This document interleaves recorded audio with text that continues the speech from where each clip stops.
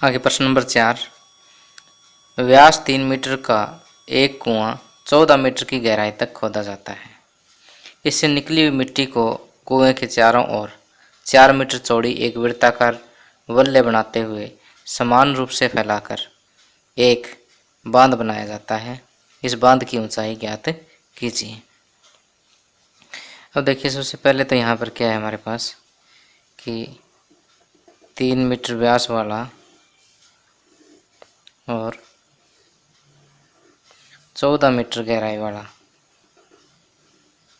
एक कुआं खोदा जाता है, और इस कुएं से जो मिट्टी निकली है वो इसी कुएं के चारों ओर, इसी कुएं के चारों ओर इस तरह से एक वल्ले के रूप में लगा दी जाती है।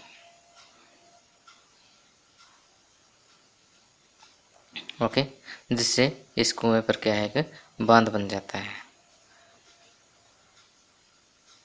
तो इस बांध की ऊंचाई हमें ज्ञात करनी है, जबकि इसकी चौड़ाई हमें दे रखी कितनी, 4 मीटर। तो यहाँ से क्योंकि इस कुएं की सारी मिट्टी से क्या है कि ये बांध बना दिया गया है, तो इस बांध का आयतन और इस कुएं का आयतन क्या होगा, बराबर होगा। तो यहाँ पर कुएं की त्रिज्या r, व्यास बटे 2 यानी 3/2 मीटर, कुएं की गहराई को h से डिनोट कर लेते हैं हम, किसके बराबर होगा, 14 मीटर के बराबर। अब जो वल्ले है, वल्ले की आंतरिक त्रिज्या, वल्ले की आंतरिक त्रिज्या को मैं r1 कह देता हूँ, जो किसके बराबर होगी, कुएं की त्रिज्या के बराबर ही होगी, यानी 3/2 मीटर। वल्ले की बाहरी त्रिज्या को मैं r2 कह देता हूँ, r2 हो जाएगी 3/2 प्लस में 4 मीटर। ये देखो 3/2 तो ये हो गया, 4 ये हो गया, तो बाहरी त्रिज्या तो पूरी हो जाएगी, 3/2 प्लस 4, तो 4 दूनी 8 और 3 11/2 मीटर। तो इसको अगर मैं पॉइंट में लिखूं तो ये 1.5 मीटर हो जाएगी, ये भी 1.5 मीटर और ये 5.5 मीटर। ओके, अब प्रश्न के अनुसार क्या है कि वल्ले का आयतन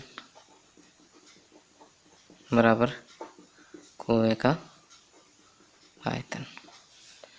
वास्तव में वल्ले का आयतन क्या है कि वल्ले एक बेलनाकार ही है लेकिन अंदर से खोखला है।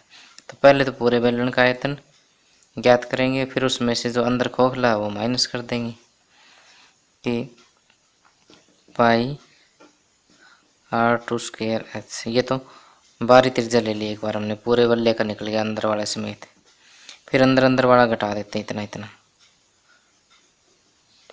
पाई r1 स्क्वायर इंटू h। इस चीज़ को एक बार फिर से समझा देता हूँ मैं, ये वल्ले मैं अलग से बना लेता हूँ कि ये तो पूरे का हो गया और ये अंदर से खोखला हो गया, तो ये r1 है और ये पूरा r2। पहले पूरे का निकालेंगे पाई r2 स्क्वायर h, और फिर अंदर का निकालेंगे पाई r1 स्क्वायर h। तो अंदर वाला माइनस कर देंगे पूरे में से, तो ये क्या बचेगा, बार बार का बच जाएगा। ओके, तो ये वल्ले का आयतन का सूत्र हो गया। कुएं का आयतन पाई r स्क्वायर। अब कुएं की गहराई कितनी है, ये तो वल्ले की मैं कैपिटल H मान लेता हूँ ताकि दोनों ऊंचाई आपस में मिक्स ना हो जाए। यहाँ पर लिख भी देते हैं, माना वल्ले की ऊंचाई बराबर कैपिटल एच मीटर। अब इसमें कि पाई R2 कितना है 5.5 का square into H minus pi 1.5 का स्क्वायर इंटू एच बराबर पाई आर स्क्वायर एच। यहाँ से पाई और कैपिटल एच कॉमन आ गया, 5.5 का स्क्वायर आ जाएगा 30.25 और 1.5 का आ जाएगा 2.25 बराबर पाई आर स्क्वायर, यानी ये भी हो जाएगा 2.25 इंटू एच हो जाएगा 14। ओके, तो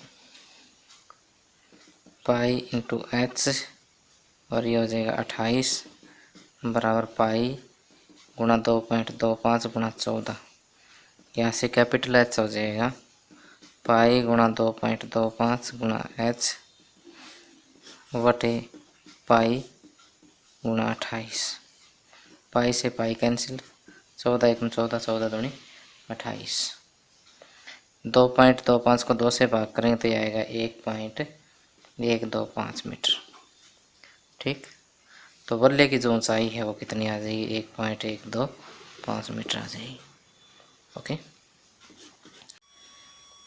आगे प्रश्नावली 13.3 का 5वां क्वेश्चन है, व्यास 12 सेंटीमीटर और ऊंचाई 15 सेंटीमीटर वाले एक लंबवृत्तीय बेलन के आकार का बर्तन आइसक्रीम से पूरा भरा हुआ है। यहाँ पर आपको दिया हुआ क्या है, ये एक बेलनाकार बर्तन दिया हुआ है जिसका व्यास 12 सेंटीमीटर है और ऊंचाई 15 सेंटीमीटर है। ये पूरा आइसक्रीम से भरा हुआ है। इस आइसक्रीम को ऊंचाई 12 सेंटीमीटर और व्यास 6 सेंटीमीटर वाले शंकुओं में भरा जाना है जिसका ऊपरी सिरा अर्धगोलाकार है। इससे क्या करना है आपने कि इस आइसक्रीम से ऐसे शंकु भरने हैं जिसकी ऊंचाई 12 सेंटीमीटर है और व्यास जो है वो कितना है 6 सेंटीमीटर है। साथ में ये भी दिया हुआ है कि इसका ऊपरी सिरा कैसा है अर्धगोलाकार है। तो उन शंकुओं की संख्या ज्ञात कीजिए जो आइसक्रीम से भरे जा सकते हैं। कि इस डिब्बे से जो आइसक्रीम है उस पूरी आइसक्रीम से ऐसे कितने शंकु भरे जाएंगे, उन शंकुओं की संख्या ज्ञात करनी है। तो शंकुओं की संख्या कैसे ज्ञात करेंगे, शंकुओं की संख्या जो है बिल्कुल आसान है ज्ञात करनी। कि इस बेलन के आयतन को इस पूरे शंकु के आयतन से भाग कर दो, शंकुओं की संख्या निकल जाएगी। कि बेलनाकार डिब्बे या बर्तन का आयतन,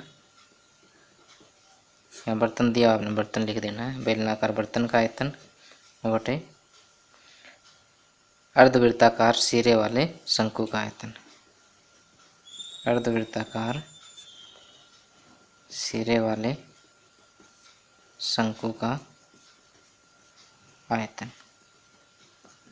ओके,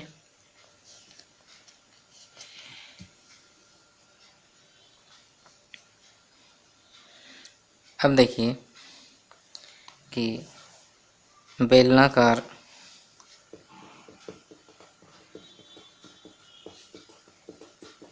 बर्तन की त्रिज्या स्मॉल आर से डिनोट कर लेते हैं। ये होगी व्यास बटे 2 यानी 12 सेंटीमीटर बटे 2 यानी 6 सेंटीमीटर हो जाएगी। फिर बेलनाकार बर्तन की ऊंचाई, ऊंचाई को स्मॉल एच से डिनोट कर लेता हूँ, 15 सेंटीमीटर दी हुई। अब यहाँ देखिए कि आपको बेलनाकार डिब्बे का आयतन ज्ञात करना है, तो पहले हम आयतन ज्ञात कर ही लेते हैं। बेलनाकार बर्तन का आयतन, आयतन का सूत्र आपको पता है क्या होता है, पाई आर स्क्वायर एच। तो पाई को मैं पाई रखता हूँ एक बार, आर कितना है 6, तो 6 गुणा 6 करूँगा क्योंकि आर का स्क्वायर है इंटू एच। तो 15 छिके 90, 9 छिके 54, 540 पाई वर्ग सेंटीमीटर जो है वो बेलनाकार बर्तन का आयतन आ जाता है। अब अर्धवृत्ताकार सिरे वाले शंकु का आयतन। पहले शंकु के डायमेंशंस लिखिए।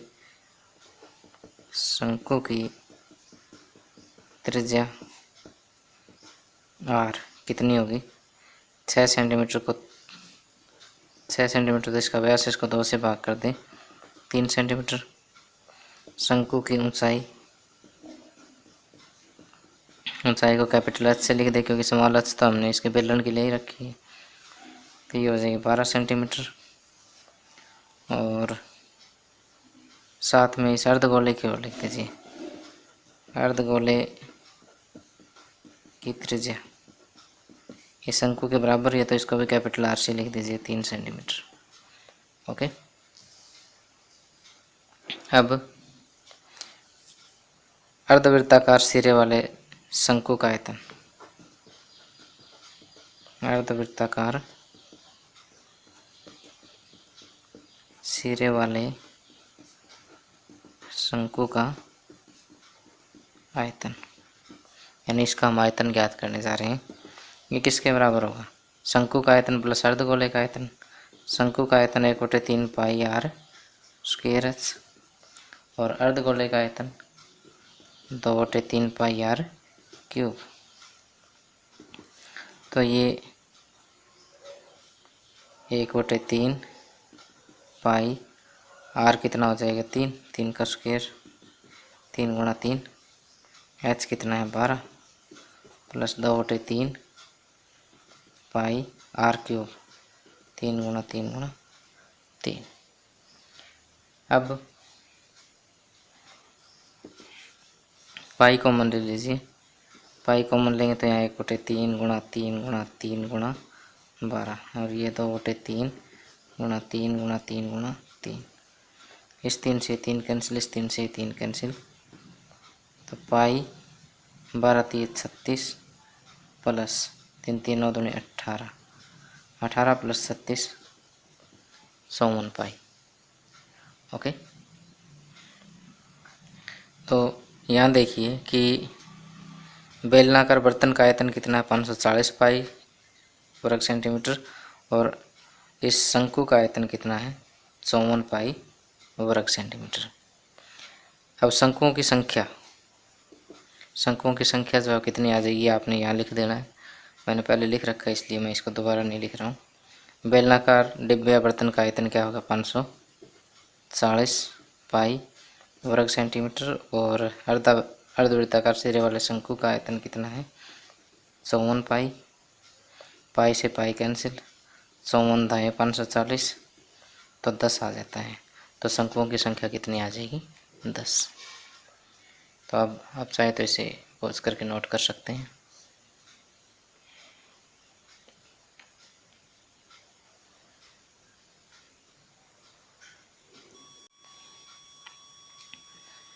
आगे प्रश्न नंबर 6।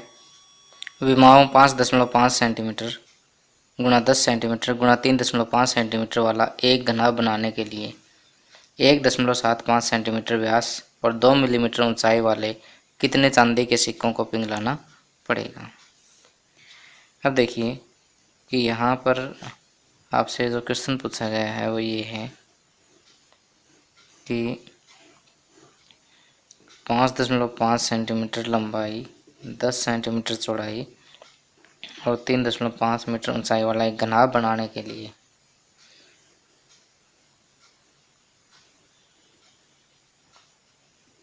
1.75 सेंटीमीटर व्यास और 2 मिलीमीटर ऊंचाई वाले कितने चांदी के सिक्कों को पिघलाना पड़ेगा? अब देखिए सिक्का जो है वो बेलनाकार है और ये घनाभ दे रखा है, तो पिछले क्वेश्चन की तरह से सिक्कों की संख्या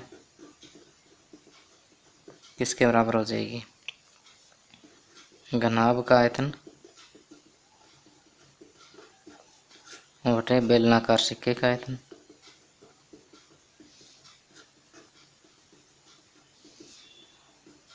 बेलनाकार सिक्के का आयतन। ओके। अब यहाँ पर घनाभ की लंबाई L बराबर 5.5 सेंटीमीटर, चौड़ाई घनाभ की चौड़ाई B बराबर 10 सेंटीमीटर, घनाभ की ऊंचाई H बराबर 3.5 सेंटीमीटर।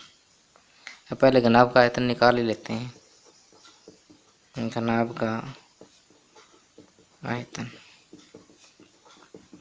5.5 गुणा 10 गुणा 3.5, लंबाई गुणा चौड़ाई गुणा ऊंचाई। यहाँ सूत्र भी लिख दीजिएगा आप भी, L गुणा B गुणा H। उसके बाद ये काम आपने करना है, इतना घन सेंटीमीटर। ओके, और जब आप इनकी गुणा करेंगे तो यह आएगा 192.5 घन सेंटीमीटर। अब बेलनाकार सिक्के की त्रिज्या, सिक्के की त्रिज्या क्या होगी? व्यास बटे 2। व्यास कितना है? 1.75 बटे 2। तो जब हम इसको पॉइंट लगाकर, पॉइंट हटा करके काटेंगे तो यह आ जाएगा 7 बटे 8 सेंटीमीटर। और मोटाई कह दीजिए या इसकी ऊंचाई कह दीजिए, एक ही बात है। सिक्के की मोटाई H जो है वो किसके बराबर हो जाएगी? यहाँ कैपिटल H कह दीजिए क्योंकि स्मॉल h हमने इसको क्या रखे, ये हो जाएगा 2 मिलीमीटर है। अब देखिए सारा कुछ का जो लंबाई चौड़ाई ऊंचाई त्रिज्या वगैरह सेंटीमीटर में चलती आ रही है, लेकिन ये किस में? मिलीमीटर में। तो इसको सेंटीमीटर में बदलना होगा, अदरवाइज सवाल गलत हो जाएगा। 2 मिलीमीटर को सेंटीमीटर में बदलने के लिए 10 से भाग करना पड़ेगा। 2 बटे 10 सेंटीमीटर यानी 1 बटे 5 सेंटीमीटर। ओके, अब सिक्के का आयतन, सिक्के का आयतन, बेलन के आयतन का सूत्र लगेगा पाई r स्क्वायर H, 22 बटे 7 r 7 बटे 8 स्क्वायर है तो एक बार फिर से इंटू 1 बटे 5, इतना वर्ग सेंटीमीटर आ जाएगा। जब इसे सॉल्व करेंगे तो ये आ जाएगा 77 बटे 160 घन सेंटीमीटर। सॉल्व करना मुश्किल नहीं है, यहाँ 7 से 7 कट जाएगा, फिर ये 2 पे कट जाएगा, इस तरह से सॉल्व करके, और ये 77 बटे 160 आ जाएगा। अब सिक्कों की संख्या, सिक्कों की संख्या मैंने क्या बताया था? घनाभ का आयतन, घनाभ का आयतन आया 192.5 घन सेंटीमीटर बटे सिक्के का आयतन, बटे कह दो चाहे भाग में कह दो, 77 बटे 60। 192.5 भाग को गुणा में बदलेंगे तो 60 बटे 77। ओके, और ये आपस में कट जाएंगे, दशमलव हटा के इसको काट लेना, और ये आ जाएगा 400। ठीक है।